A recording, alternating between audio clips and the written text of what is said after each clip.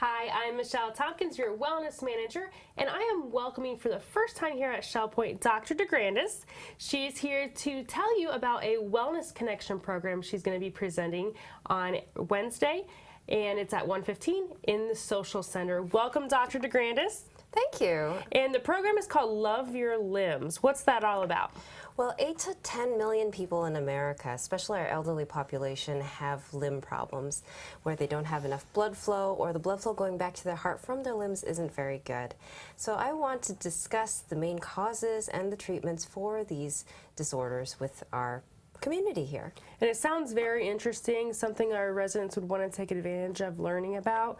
Who should attend this program and who would benefit?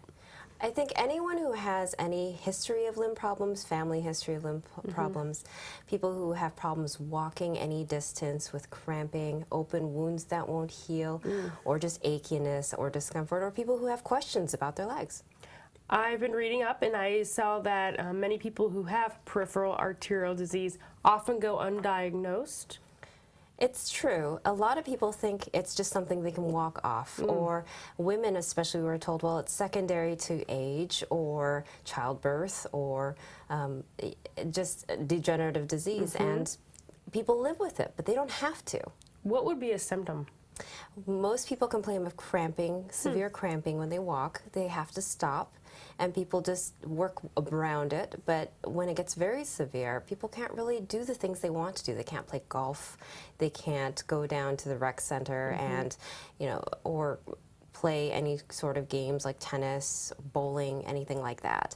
So tell me about the treatment. Is there medication for this or a surgery, or what can we do? Well, people with very mild symptoms can certainly go with medications. There are a couple of medications that can significantly increase walking distance and decrease pain. But for patients with very severe symptoms, we recommend a number of surgical and endovascular treatments. Minimally invasive is what we call our endovascular treatments. And they can provide a wide variety of relief with minimal invasiveness. If they're feeling very little symptoms and it's the early stages, is exercise and being active recommended, or rest? Definitely exercise. Exercise is great for the heart, and it provides the legs with more oxygenation, and it makes the legs muscles much better at pulling oxygen from the blood as well. So definitely exercise is very, very good. Now, I wanted to back up and ask a question. Love Your Limbs, it's talking about limb problems.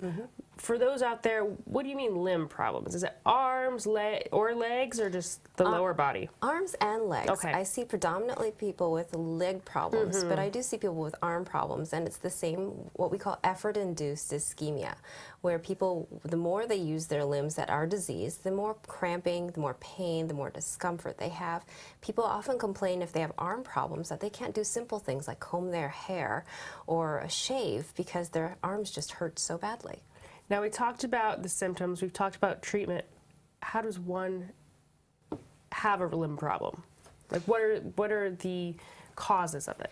The most common cause of limb problems is smoking and atherosclerotic degenerative disease, or plaque, fatty plaque that builds up with age. And unfortunately, that's something that we start developing as early as our 20s. We can see plaque develop in arteries in young people as well, but it doesn't really get bad until someone hits their 50s or 60s. Sure, it builds up over time.